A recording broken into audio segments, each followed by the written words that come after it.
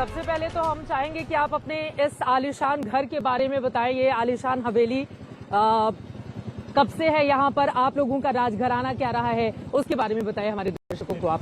अब राजघराने तो अब रहे नहीं, राजतंत्र कब का खत्म हो चुका है। हाँ।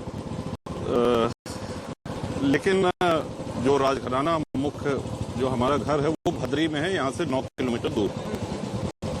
ये एक अंग्रेज द्वारा बनाई गई कोठी थी। जब वो जाने लगे यहाँ से तो उनसे हमारे ग्रेट ग्रैंडफादर ने ये खरीद लिया।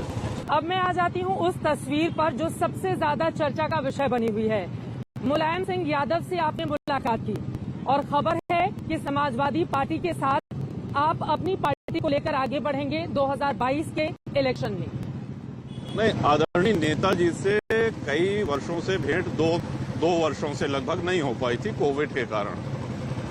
हमेशा हमारे जन्मदिन पे उनका आशीर्वाद, उनका फोन आता रहा है। इसके अलावा दिवाली पे, होली पे उनका फोन आता है।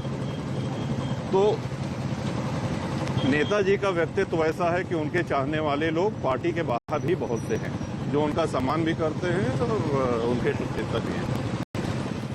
नेताजी की आप पर विशेष कृपा रही है, मैं उस सवाल पर आऊंगी, लेकिन कौन मानेगा कि व्यक्तिगत मुलाकात करने के लिए चुनाव के 2 महीने पहले जा रहे हैं राजा भैया?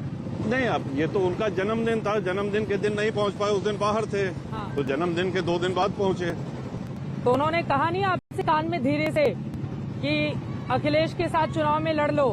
क्या बातचीत की आपने? बात तो पारिवारिक हुई, बच्चों के विषय में पूछा उन्होंने, बड़े प्रसन्न हुए देख करके हाल चाल, उनके स्वास्थ्य की जानकारी हमने ली। ये कहते हैं कि मुख्यमंत्री योगी आदित्यनाथ के खिलाफ आपकी पार्टी कोई उम्मीदवार नहीं उतारेगी, तो फिर ये क्षत्रिय एकता की तो बात फिर उठेगी ना यहाँ से? नहीं, कि क्षत्रियों की राजनीति को लेकर राजा भैया आगे बढ़ रहे हैं। जी बिल्कुल, आपके प्रश्न का पूरा समाधान करे दे रहे हैं जिज्ञासा का। माननीय योगी आदित्यनाथ जी अभी मुख्यमंत्री हुए हैं 4 साल पहले, लेकिन गोरक्षनाथ पीठाधीश्वर हैं वो। उस पीठ से हमारे पुरखे वर्षों से जुड़े हुए हैं, तो उनका जो सम्मान है हमारे मन में, हमारे परिवार के बुजुर्गों, हमारे पिताजी माँ के मन में, वो गोरक्षनाथ पीठ के प्रति हम लोग निष्ठावान हैं। लेकिन एक ही व्यक्ति, अगर वो मुख्यमंत्री भी हैं और वो महंत भी हैं, व्यक्ति तो एक ही हुए ना, हैं तो वो राजनेता, तो राजनेता के साथ संबंध तो आपके। गोरक्षनाथ पीठाधीश्वर का पद मुख्यमंत्री से कहीं बड़ा है। मायावती के शासनकाल में आप पर बहुत गंभीर आरोप लगते रहे और कुंडा का गुंडा जैसे शब्दों से भी लोग आपको, खासतौर से उनकी पार्टी से जुड़े हुए लोग, तो उसको कैसे आप देखते हैं? आप मायावती से इस तरह की परिस्थिति आपके लिए क्यों जन्मी? वो एक दौर था, बीत गया, अब उसकी बात क्या की जाए। लेकिन सिर्फ हमारे ही ऊपर नहीं, अक्षय प्रताप सिंह जी जो एमएलसी प्रतापगढ़ हैं, हमारे पिताजी के ऊपर, सबके ऊपर पोटा लगा और बहुत से ऐसे समर्थक रहे जिनके ऊपर गैंगस्टर और अन्य धाराओं में फर्जी मुकदमे कायम करके वर्षों तक जेल में रखा गया। तो बदले का एक दौर भारत की राजनीति में वो देखा। जब आप निर्दलीय चुनाव लड़कर लगातार जीतते रहे और बीजेपी या फिर समाजवादी पार्टी की सरकार में आपकी स्थिति भी बेहतर रही, आप मंत्री भी रहे, तो फिर ये अपनी पार्टी बनाने का ख्याल कहाँ से आया? और क्या राजा भैया को लगता है कि उत्तर प्रदेश की जनता भी उसी तरह स्वीकार करेगी उनको जैसा कि कुंडा के लोग स्वीकार करते रहे हैं? 25 वर्ष जब विधानसभा के पूरे हुए तो लखनऊ में एक विशाल रैली का आयोजन हुआ और हमको लगता है कि वो आज तक याद की जाती है। उतनी बड़ी भीड़ कभी इकट्ठा नहीं हुई और अपने समर्थकों से, शुभचिंतकों से ये पूछा गया था कि 3 विकल्प हैं हमारे सामने, किसी पार्टी को ज्वाइन कर लें, ऐसे ही निर्दलीय लड़ें या स्वयं की पार्टी बनाई जाए। 80% से अधिक लोगों का ये मत था कि स्वयं की पार्टी बनाई जाए। इस तरह से जनसत्ता दल अस्तित्व में आया।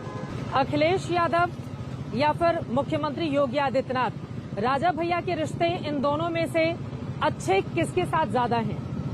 ये हमारा सौभाग्य रहा है कि बहुत बड़े व्यक्तित्वों के साथ विधानसभा में और मंत्रिमंडल में हमको काम करने का अवसर मिला। आदरणीय कल्याण सिंह जी का मंत्रिमंडल, आदरणीय रामप्रकाश गुप्ता जी, आदरणीय राजनाथ जी, आदरणीय नेताजी और अखिलेश जी। तो सबकी अपनी अपनी कार्यशैली है, सबकी अपनी विशेषताएं हैं। वे दोनों ही पार्टियां जो छोटे दल हैं उनसे गठबंधन कर रही हैं, अखिलेश यादव भी और बीजेपी भी। तो आपका दल किसके साथ जा रहा है दोनों में बहुत से? अच्छा प्रश्न आपने किया। आप देखिए, ट्रेंड ये है कि जो छोटे दल हैं वो उनका कोई राजनीतिक अस्तित्व उत्तर प्रदेश में नहीं था। उनका कभी विधानसभा या लोकसभा में खाता नहीं खुला था। और हमको तो ऐसा लगता है कि कोई छोटे से छोटा चुनाव भी वो लोग शायद न जीते हों। पार्टी बना लिया है, उनका खाता कब खुला? जब उन्होंने किसी बड़े दल से गठबंधन कर लिया। अच्छा, ये हम आपके कुंडा से जा रहे हैं, सड़कें यहाँ की अच्छी दिखाई दे रही हैं। धन्यवाद इसके लिए। सड़कों को लेकर भी बहुत सियासत चल रही है, खासतौर से अगर हम पूर्वांचल एक्सप्रेस वे को ले लें। पूर्वांचल एक्सप्रेस वे योगी जी की देन है या अखिलेश यादव की देन है? नहीं, पूर्वांचल एक्सप्रेस वे तो योगी जी की देन है। योगी जी की देन जी है। बिल्कुल।